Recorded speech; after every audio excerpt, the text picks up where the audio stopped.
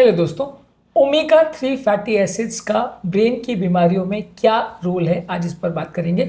Omega 3 fatty acid जो कि fish oils में ज़्यादातर अवेलेबल होता है, कुछ वेजिटेरियन सोर्सेज जैसे फ्लैक्स सीड्स और अखरोट में भी देखने को मिलता है। ये हमारे ब्रेन की हेल्थ को काफ़ी तरह से अफेक्ट करता है। आज इन सब इश्यूज़ पर हम बात करेंगे कि किस तरह से ये हमारी ब्रेन की हेल्थ को अफेक्ट करता है, किस किस तरह से हमारी ब्रेन की बीमारियों को बढ़ाने या ठीक करने में इसका योगदान होता है। आज इस पर बात करेंगे। टॉपिक पर जाने से पहले जो लोग हमारे चैनल पर नए हैं उन्हें रिक्वेस्ट करूँगा कि चैनल को सब्सक्राइब करें, वीडियोस को लाइक करें, शेयर करें, फॉलो करें, कमेंट करें, पूरा देखें।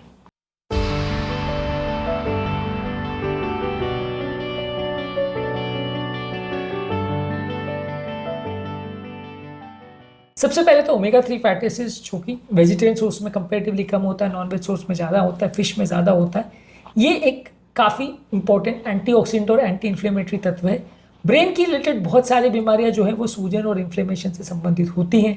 इसलिए अगर किसी व्यक्ति को कोई ब्रेन का प्रॉब्लम है तो उस तरह के पेशेंट्स में ओमेगा 3 फैटी एसिड्स देने से फ़ायदा हो सकता है। ये हमारी ब्रेन में मौजूद जो इन्फ्लेमेशन है और सूजन को कम करने का प्रयास करता है, जिससे ब्रेन में सेल्स में जो डैमेज होता है इन्फ्लेमेशन की वजह से, ऑक्सीडेटिव स्ट्रेस और इन्फ्लेमेशन की वजह से, वो कम हो जाता है। ये एक इंपॉर्टेंट मैकेनिज्म है अल्जाइमर्स और पार्किंसंस जैसी खतरनाक बीमारियों से बचाने में। ये जो एज रिलेटेड बीमारी है इसमें भी ब्रेन में सूजन हो जाती है, जिसकी वजह से ब्रेन डैमेज होने लगता है। यदि कोई व्यक्ति ओमेगा 3 फैटी एसिड्स लेता है तो वो एक प्रोटेक्टिव एजेंट की तरह काम करता है और ब्रेन की बहुत सारी बीमारियों से बचाता है। इसके अलावा ये हमारी ब्रेन की मेमोरी फंक्शंस को भी इंप्रूव करता है। ओमेगा 3 फैटी एसिड यदि आप लेते हैं तो हमारी सोचने समझने की क्षमता और याद रखने की क्षमता को भी इंप्रूव करता है। ओवरऑल जो एज रिलेटेड कॉग्निटिव डिक्लाइन होता है, यानी याद रखने की क्षमताएं उम्र के साथ जैसे कम होने लगती है, उसको भी इंप्रूव करने में मदद करता है। इसके अलावा ओमेगा 3 फैटी एसिड्स को ज़्यादा मात्रा में लेने में हमारे मूड को भी बेटर करता है। हमारा मूड भी इससे कंपेरेटिवली बेटर होता है।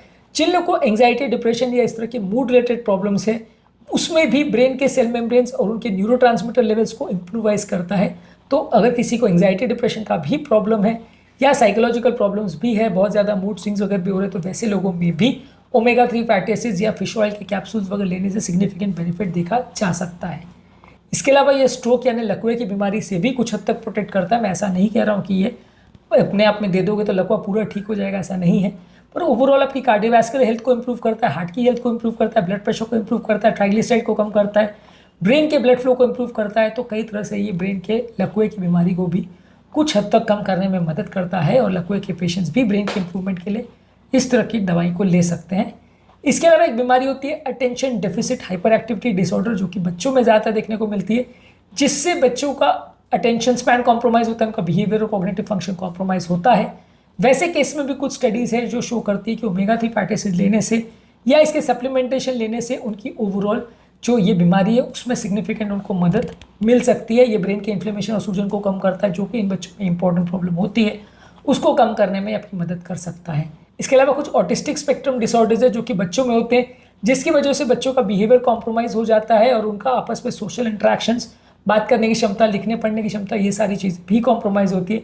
इस बीमारी में भी सिग्निफिकेंट रोल देखा गया है ओमेगा 3 फैटी एसिड्स का। इसके साथ भी कुछ स्टडीज़ है जो शो करती है कि ओमेगा 3 फैटी एसिड्स अगर इस तरह के बच्चों को दिया जाए जिनको ऑटिस्टिक स्पेक्ट्रम डिसऑर्डर्स, जो कि आजकल काफ़ी बढ़ गया है इस मोबाइल की एज में, ऐसा देखा गया है कि बच्चे बहुत ज़्यादा मोबाइल में देखने लगते हैं और बहुत ज़्यादा टाइम इसके साथ स्पेंड करने लगते हैं, लोगों के साथ इंटरेक्शन करना, बात करना, ये सारी चीज़ें कॉम्प्रोमाइज़ हो जाती है।